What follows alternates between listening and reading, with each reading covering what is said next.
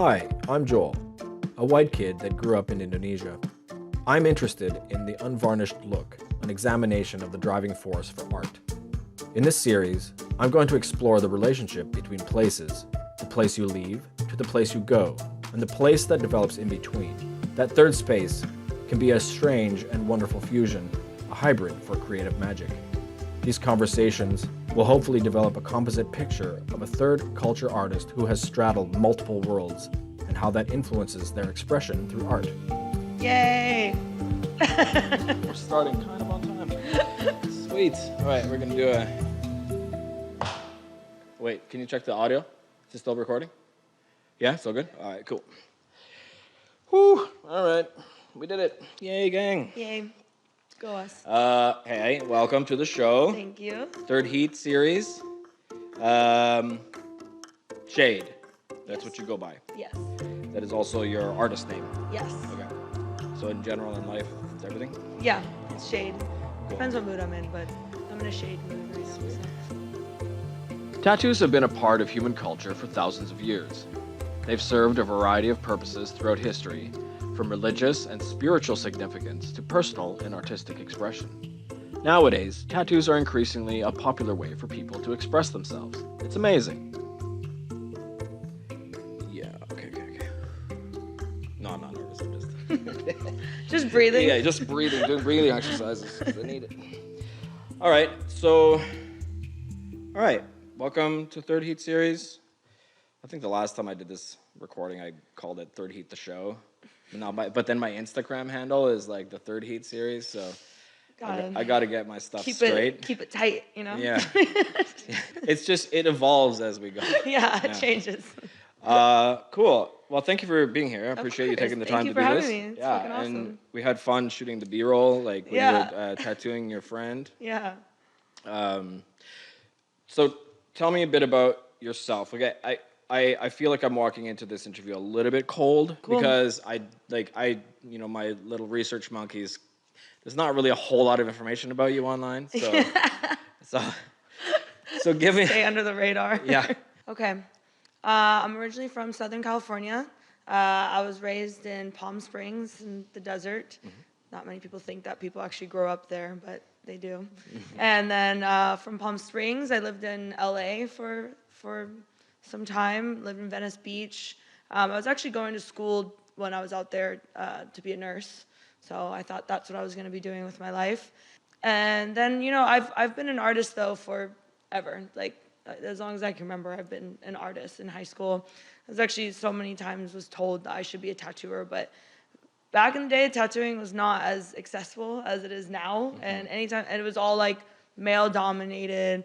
I was always like told I should be a tattooer, and it just was way too intimidating. But I knew I was an artist, so even when I was going to school to be a nurse, I always knew I was like, you know what? Like, I was just about to get into like an actual nursing school UCLA that I was very excited about. Went to school for 4 years to do that, and just a part of me was like, okay, well, I'm about to commit another minimum 4 years to get this degree. Is that the next step in my life? Is that what I want to do? Or like, do I want to be an artist? Like I knew I wanted to be an artist. So I finished off that semester, and then I just was like, okay, I'm starting over. Today, I am now declared an artist. Like, that's what I'm going to go by. And people be like, what kind of artist? I'm like, I don't know, just an artist. I didn't know which way to do it. I didn't know what my next step was, and I thought that was super exhilarating. I love not knowing my next step, because it just means like anything is possible. Cool. So, I was still in Venice, and I actually that summer met my husband, my now husband, Moondog. He's from here in Vancouver. Mm-hmm. So we met, we did long distance back and forth from Venice to Vancouver, and it was so much fun. And then I was like, it was time. I was like, he was going to actually move to LA to be with me, but I saw an opportunity to move to a new country, which I never, like, I've always wanted to do that. I always had that dream. So I was like, you know what? I'm going to do it. I'm going to move. Mm-hmm. So I moved here, and then, I couldn't work for a little bit. So I really had time to like start painting a lot. I was painting a lot. Like, I thought I was going to be an artist that could be in galleries. So I just started painting a whole bunch, moved here in 2018. And then, eventually after like couple years of that, bought just my own tattoo machine and just started tattooing Moondog at home. Cool. And then kind of evolved from there. Interesting. Yeah, kind of like naturally, very naturally unfolded. So you moved here in 2018. 2018, I moved here. Cool. Yeah. I know that like USA and Canada are neighbors, and like and for the most part, I would say the rest of the world would see us as very, very close in terms of culture and like That's kind of what I background. thought. Yeah. But so how was that experience for you? Did you find Canada to be quite different, like, or certain nuances that just? Yeah, it's hard because like it's hard to like pinpoint the exact differences because like the language is the same, like a lot of like the schooling is the same, the education. I mean, I'm from like California, Southern California specifically, where it's super sunny, it's super hot. It's like, and I think that kind of people act different in the sun. The people just do. So I don't know if it's just even like massive change in like the weather. Did you find it getting depressed here? Depressing, the weather? It's weird because it's hard to explain it, but there was so many different experience. It's like, I moved here at the end of 2018. I had 2019, right, as a normal person, but I couldn't work. So that was always, I never not worked. Like, that was weird. So that kind of actually was really hard for me sometimes, like not knowing really what to do. And then right when I finally, and I also was advised while I was getting my permanent residency to not leave the country. So it was really hard for me because I'm very, very close with my mom and my dad, and it was really, really hard to not see any of my family like for that whole year. Like I did not expect that. I didn't know that was going to be the case when I moved here, and when the government advised me not to leave, I was like, okay, I won't. It's only 1 year, right? So then I got that. I got my permanent residency. I had maybe a month, and then COVID hit. Then COVID hit. Yeah. And then I couldn't leave again. And so I think it's been really overwhelming, my experience here, because it's like I started as a brand new human being. Like I changed careers. COVID hit, so the whole world changed in that way. I've now started tattooing, which is an insane thing to start. I got married as soon as I crossed the border, so then I'm a married person all of a sudden. I'm not near any of my family. My husband's not close with his family, so no family out here, no family connections. And then also a pretty pivotal age. Like I moved here when I was 23, I'm 28. It's just I just feel like I changed so much. Even if I was still living in Southern California from those years, that would have been a big change just in age. So I think it was just, it's been so many changes all in one thing that I don't know. And then the weather. Yeah. And now I don't know where to pinpoint why I'm feeling the things I'm feeling. I'm like, could be COVID. Could be because I'm not near my family. Could be because I started a new career. Could be because I'm older. Could be because I got married. Could be all of it. Could be, so it's like, I don't know sometimes how to pinpoint it and what means what, but I've just tried to let go of trying to dissect any of it. Like, Vancouver summers are great. Yeah, imagine if it was that 10 months out of the year. That'd be freaking cool. Like it'd be different. So I do think it's very different out here. I think because maybe the weather as well.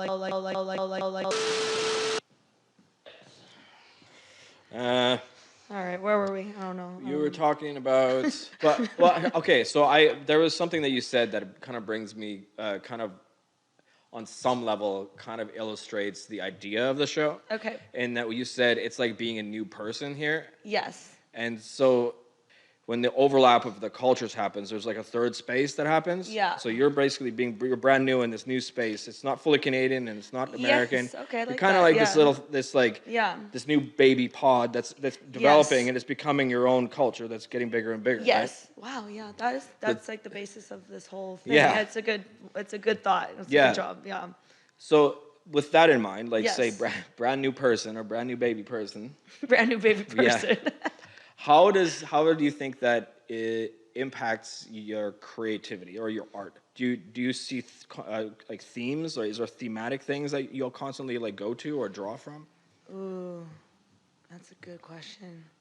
So sometimes I got asked a similar question the other night. I did that Instagram thing where you let people ask you questions or whatever, and that question always stumps me and overwhelms me for some reason.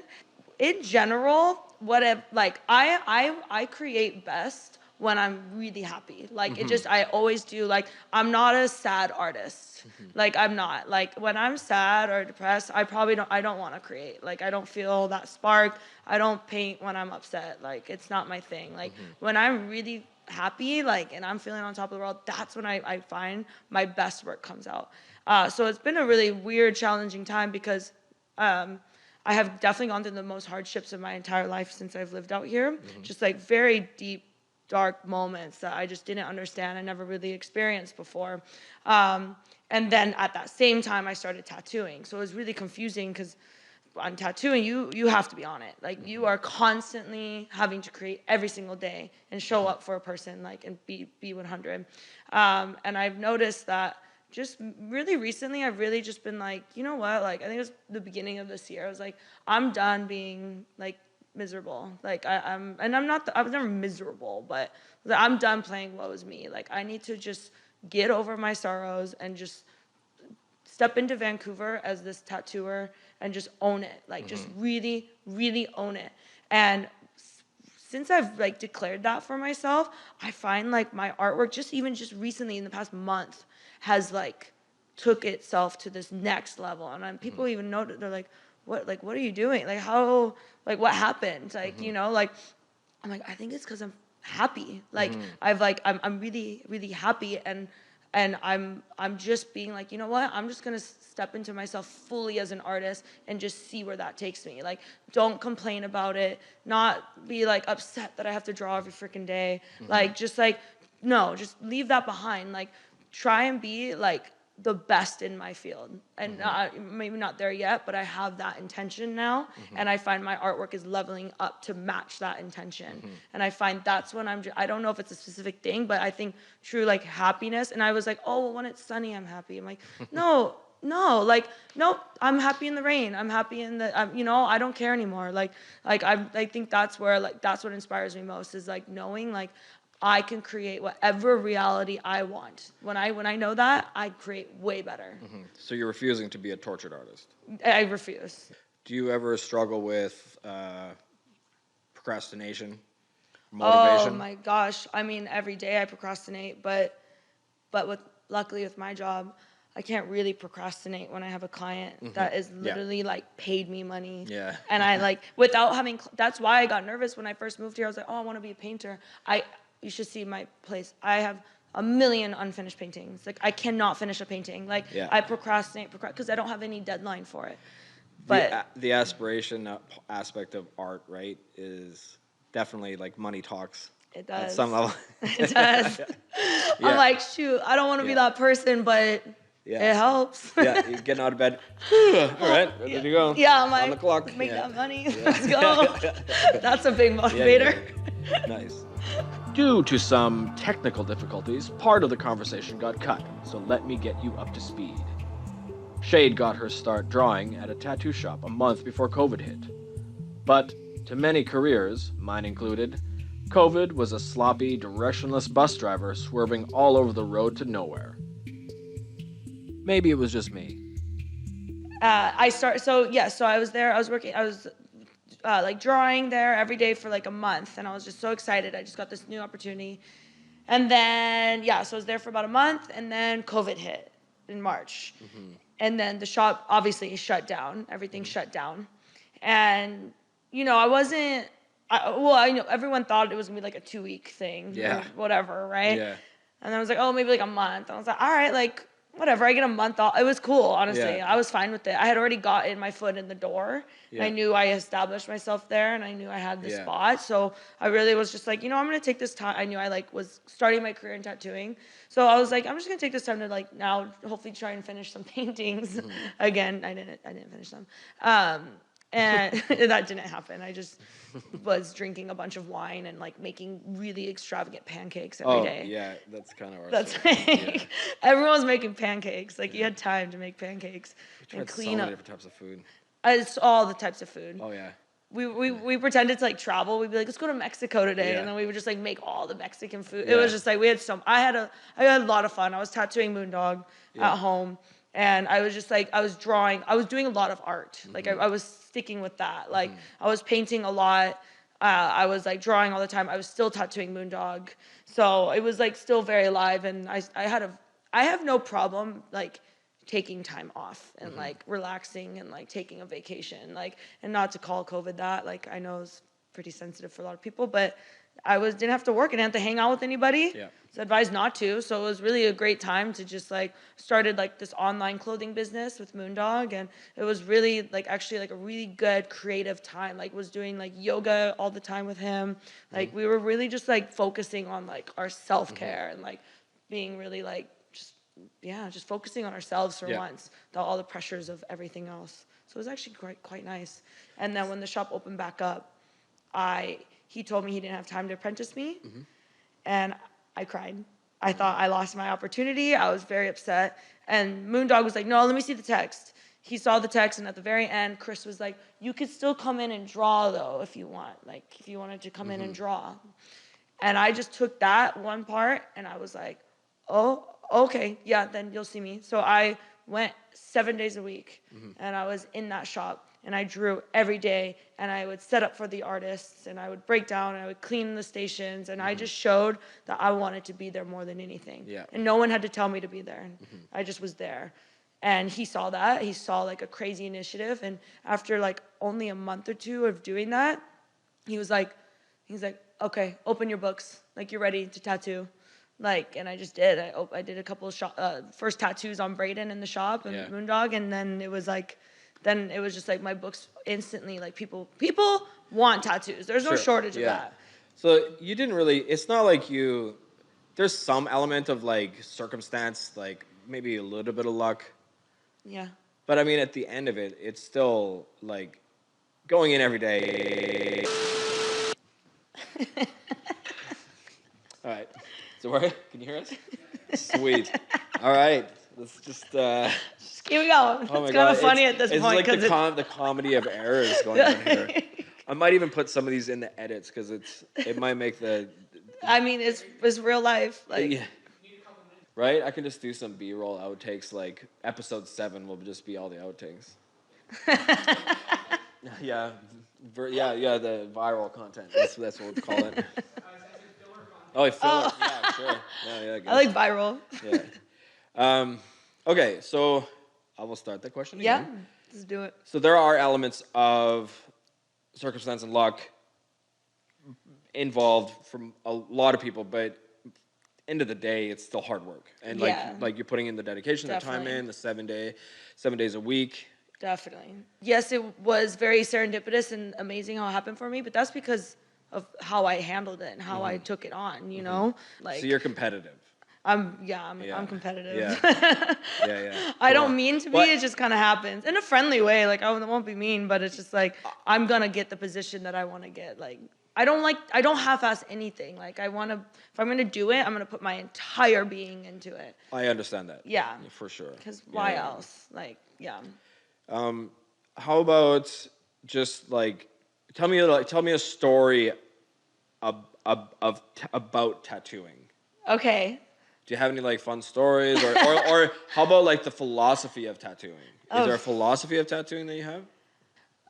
The way I go into tattooing and what I think is really important that I think tattooing is very different than most art forms because you are literally changing someone's body. You are it is not paint on a canvas. It's not a sculpture. It's not paint on a canvas. It is ink on someone's skin that is going to be there forever. It is permanent. They will die with it. That's a big deal to me. Like I take that very seriously. So in my realm, my philosophy is like, yes, like I am making art not just for the sake of making art, but I'm truly making art to like help change people's lives for the better. That's what I always try to do. In every tattoo, every single client that walks in, I'm like, I want them to leave this experience feeling that they like it's an exchange of energy, right? It's like a really strong intention and just like a want and a love for people. It's for that specific person. Are there tattoos that you won't do? Like if a client Yeah. You turn people down all the time, even if when your books are open? Yeah, not to be mean or anything, but it's not that I'm not like I won't do it. I'm trying to create the most beautiful art piece I can possibly, my being can create for you. If something's outside of my style and I know I can't execute that the way you deserve it to be executed, I'm not going to waste your time. I'm not going to take your money. I'm not just pumping tattoos out to pump them out. I'm pumping them out to make the best of the best, you know? So if your idea doesn't suit my artistic style, it's for your own good. You can go to someone else that will execute that better. But you want something within my style? Yes, I will do that. I will do that for you. Like, let's do it. Like, 100%. Do you ever have bad clients? I was just telling, I'm lucky. I was literally just this morning when I was getting my nails done, I was telling her, I was like, I do not have bad clients. Like, I work with a lot of tattooers and I see a lot of bad client situations. And I'm like, I don't know what it is. I don't know if it's because I've just cultivated like a brand, like a vibe around me as a person, where like I just don't attract that. Like, or I shut it down way before it even has like opportunity to permeate into my life. So luckily, no, I don't have bad clients. I've maybe had like one bad client experience, maybe one or two, but it was also when I was just starting. So when you're just starting, you do encounter way more bad client experiences because you haven't cultivated that like tribe, that like client tribe that like knows you for you and is like willing. Like all my clients are so like, just whatever you want, whatever you want to do. Like, I just want to seek Shaed peace. And I'm like, that's the dream. Like, that's the dream. And it's just happened for me like that. Like, within the world of tattooing, I mean, I guess it might be different from city to city and country to country. Sure. But like, is there like a ranking system? You know how like say you can get like your red ticket or whatever you want to call it for like being you can go from apprentice to something for like anything, like any kind of trade. But like for tattooing, is there like their master, apprentice, intermediate? Yeah, I mean, there's like whatever goes on your business card. Yeah, I mean, well, so for me, like, so to be a resident artist somewhere means like you belong, like you have like you like belong with the shop, like, and you're like a resident there, like you have like you're in, like you're like that's your place, like the shop recognizes you as like valuable. And I always thought that was, whenever I saw resident artist on someone's bio or anything, I was like, that is so freaking cool. Like, I want to one day be a resident artist, a tattoo artist somewhere. You know, it's like the same as like, you know, like when you like have a like residency as a DJ in Vegas or something. It's like a big deal. It means like you belong to that specific like club, and they see you as like a hot commodity, and that they value you, they need you there, you're a resident there. And so I always thought like that was just so cool. I wanted to be a resident artist. And so, cause there is, you know, the apprentice, and when you're an apprentice, you're like, you know, you're the little baby. Like, you don't have any say in nothing when you're an apprentice. And like, some apprenticeships are gnarly like that, and some are not so bad. Mine was not bad. I mean, I didn't even fully have a full apprenticeship, but. Do you have a favorite tattoo of yours? Of my own? Yeah, my chest. Chest piece? Yeah, for sure. The way it goes in the neck, just. So was that all one sitting? Yeah, not the 1111. That was a different one. But everything else, yeah, that was one sitting. That hurt. I bet. Freaking bad. That was horrible. The whole thing. But and then it, you know, goes down here too, which I love. So yeah, this is for sure my favorite piece I have. Yeah. It's funny you have 1111 because I see 1111 everywhere. That's actually my birthday. Is it really? November 11th. Crazy. Yeah. Is it also like? Isn't it like the angel time or something? Yeah, it's like a super spiritual, super spiritual number. Yeah, so it's like every 11/11, I notice it every day, and I'm always making a wish. Like, I'm one of those people. Yeah. So where do you see yourself in 2023? In 2023, what's coming up for you? I see myself traveling and getting my name outside of just Vancouver. I'm going to Los Angeles next month, or in April. And I'm gonna be like, I wanna really like find like my shop I belong to out there. Like, I don't need to bounce around everywhere. I wanna find that shop where I vibe with the people, the artists. I'm working with people that are better than me. I want to like, so I can be better. And I wanna like grow and grow and grow. Like, I want my name to be out there. I'd love to tattoo across the world. Like, and I don't have to go everywhere, but at least a few different countries this year, and just like start to like get myself well known outside of just Canada. And that's like, so right now that's my biggest goal. someone comes up to you who is younger than you and says that they want to get into tattooing. Happens all the time. What do you say? I get this question. I get at least like one DM a week about this, and like emails as well. And I need to just like come up with a perfect statement and then just like copy and paste that. But like, because it's all the time. But what do I say? I say, one, just draw a bunch. Start drawing. Start looking. Getting inspired. What kind of style do you think you'd like to do? Like, there's a million styles. Like, why do you want to do it? Also, where are your tattoos? Go get tattooed. Like, main thing. You want to be a tattoo. It's like some people just want to hop into this career, and I'm like, there's obvious steps here. Like, you gotta first love tattoos if you want to be a tattooer. But I think because a lot of people just see where tattooing can take you, and so they just want to jump to that. There's like this basic passion and interest that just has to start there first. Basic fundamentals of art first. And how, like, shading and all that, just like basic stuff that you should know as first, so you can then translate that. And I think that's for anyone. It's like, if you're wanting to get into it, start drawing, start getting tattooed. That's number one. And then see where it unfolds from there. You know? There's so much work that has gone into me getting to where I am today that it's like, and like, there's just basic stuff. And it's like, just step one, put in a stupid amount of work. Put in the time first. Like, just do it. You must do that. Like, just do it. Just do that.